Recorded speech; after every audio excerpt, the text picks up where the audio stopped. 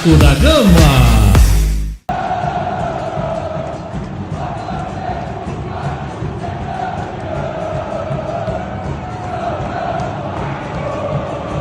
Ryan dominou por Henrique, passou do seu lado. Lá vem Ryan, encara a marcação de 3, todos por dentro. Bom passe com o Coutinho. Recebeu o Ryan, bateu de lado. Que delícia! Gol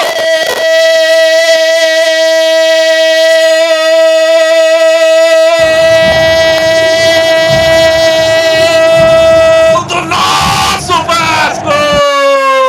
Ryan, numa troca de passe sensacional pelo lado direito, recebeu um passe açucarado de Felipe Coutinho e sem pensar bateu chapado em curva para vencer o goleiro Gazeta, que nem viu por onde a criança passou. Ryan, aos 2 minutos abre os trabalhos pro gigante da colina. Agora o Vascão tem 1, Ryan 0 pro meu Gabi.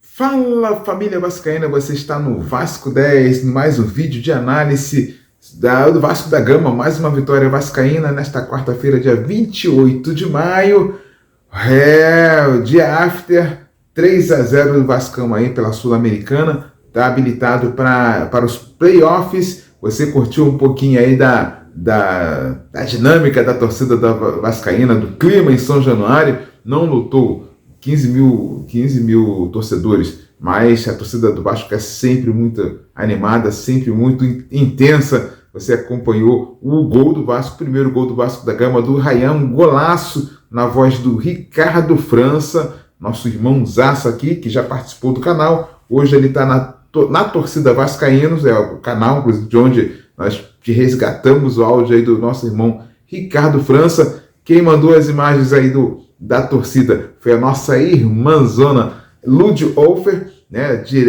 Ela mora em Goiânia, mas veio visitar em São Januário mais uma vez, trazer uma vitória do Vascão. Um grande beijo, Lud, um grande beijo na Nath também, vascaínas de Goiânia, no Rio de Janeiro, galera. Isso é muita coisa absurda, né? Falar em irmão, nosso irmão Gilson volta já, volta aí já, de repente essa semana, outra, vamos aguardar aí. Estamos com saudades de Gilson Santos, nosso parceiro. E você também, que nos está sempre com a gente aqui, a gente agradece muito as visualizações, agradece muito os likes, os comentários. Deixa seu comentário aí, porque eu, no final, sempre deixo um abraço, né, para a galera que está comentando. Então, sempre deixa um abraço aí, fala o seu nome, fala a sua cidade, isso é importante para a gente. E você que não conhece o trabalho do Vasco 10, se inscreve no nosso canal, deixa aquele like, compartilha, deixa seu comentário também, é super importante. E aí no final do programa a gente sempre deixa aquele abraço para as pessoas que estão aqui colaborando com a gente aqui sobre o Vascão da Gama. Feliz da vida por mais uma vitória. É sempre bom o Vasco vencer, né? E sair de uma competição de uma forma lamentável, seria, o Vasco não vencendo, seria lamentável, não venceu o Melgar, né? Mas conseguiu fazer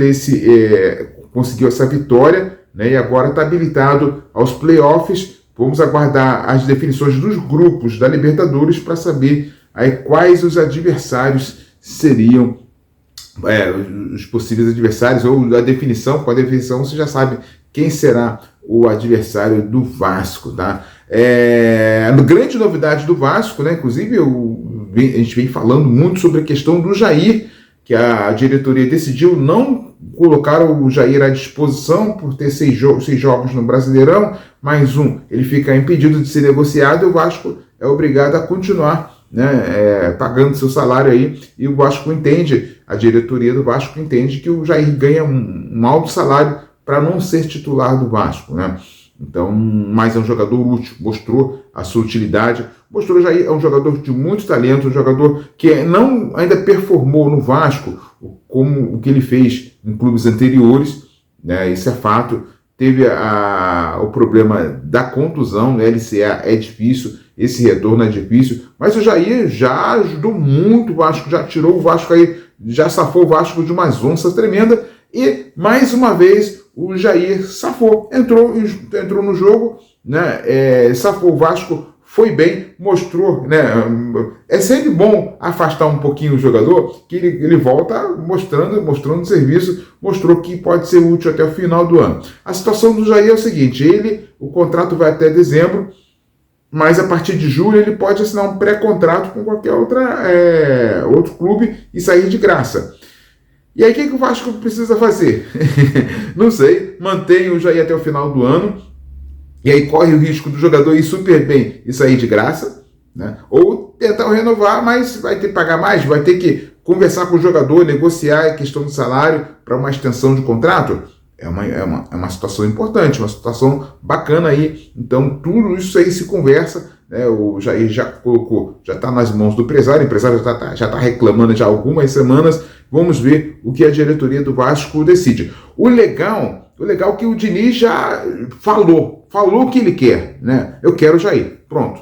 É isso que a gente precisa entender, né? O técnico falou, o Jair é útil, eu quero o Jair aqui. Não ficou naquela conversinha de, se eu falar assim pode machucar a diretoria, né? Pode botar a diretoria na parede. Não, ele falou, eu quero o atleta é útil, eu quero o Jair já há muito tempo, que eu quero o Jair. E eu estou trabalhando com o Jair, eu quero o Jair no elenco, né? O Garré reapareceu com mais intensidade, com mais interesse, né? Com mais interesse no jogo, seria a melhor palavra, jogando na função dele, né? Meia central ali. Então, é um jogador que a gente precisa observar no comando do Diniz, né? E a gente já vê alguma diferença no seu futebol. O Diniz, como falei, foi direto nos assuntos, na sua coletiva, né? Ele falou o que ele quer, né?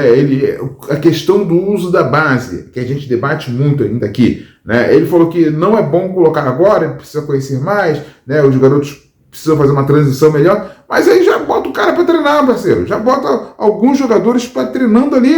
Ele falou, o jogo que joga no Sub-20 não é o mesmo jogo que joga aqui, de fato, mas os camaradas só vai ter transição se você puxar os caras para treinar e bota eles para jogarem lá, entendeu? Mas a nossa questão é deles se ambientarem, né? O Vasco estava com um problema de volante para essa partida, vai ter problemas de volante contra o Bragantino também, já que o Moura tá suspenso lá pelo Brasileirão também, mas o Jair, se a direita achar que o Jair não vai pro jogo no Brasileirão, o Jair só vai jogar a Copa do Brasil e a Sul-Americana. Não sei o que vai na cabeça da diretoria, mas tem que ter mais jogadores ali de volante do Vasco da Gama, né? Além de centroavante, né? Eu não entendo o porquê o GB não é relacionado. O Vasco mais uma vez entrou em campo sem um substituto para o Verratti. E o GB já integrou o profissional, já tem gol pelo profissional, mas eu não sei, deve ter alguma outra coisa por trás, né? E o Diniz também falou claramente de manter o Ryan. Mantendo o Ryan, ele consegue valorizar mais o passe do Ryan.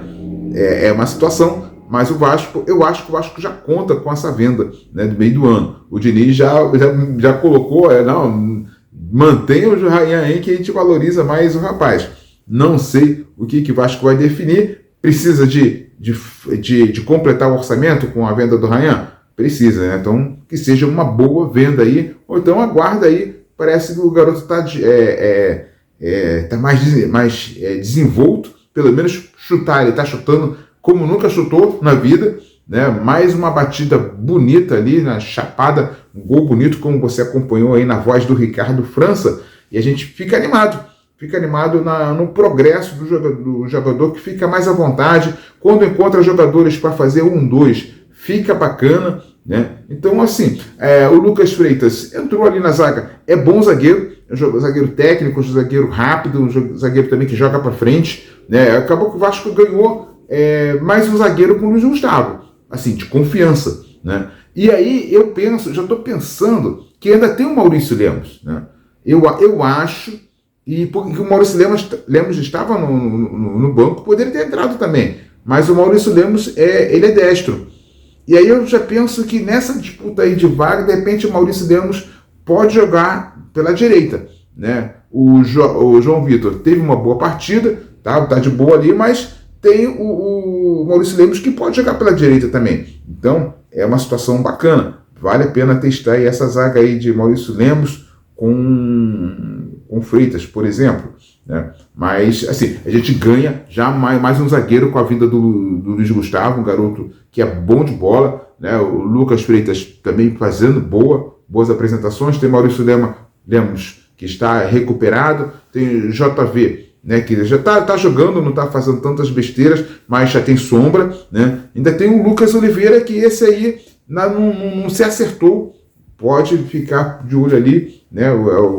É o quinto zagueiro ali, que pode, né, uma hora poderá ser útil, né? Vamos ver como se comporta o Lucas Oliveira. Agora, o Nuno, situação do Nuno, jogou mal, né? Porque é um jogador visivelmente cansado, né?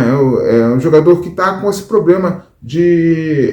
para ele já está no final da temporada e ainda tem mais o segundo semestre inteiro. Então o Vasco, nessa intertemporada, pode ajeitar as coisas aí para o Nuno e ele conseguir seguir até o final da nossa temporada. Agora, o Vasco da Gama, no segundo tempo, é uma temeridade, né? Porque o time, ele não consegue, no segundo tempo, né, ele tem limitações físicas claras, né? O time cai fisicamente no segundo tempo das partidas, e tem limitação de reposição, porque o banco, você olha para o banco, chora, né? Então, assim, o Vasco tem ainda muitas dificuldades no segundo tempo, perdeu para o Fluminense no segundo tempo, né? Vai ter problemas contra o Bragantino no segundo tempo, até porque o Bragantino é uma equipe jovem que corre pra caramba e troca os garotos, parece que não muda o sistema de jogo, é um time chatinho de jogar e a gente vai ter, com certeza, dificuldades, sobretudo no segundo tempo, tá?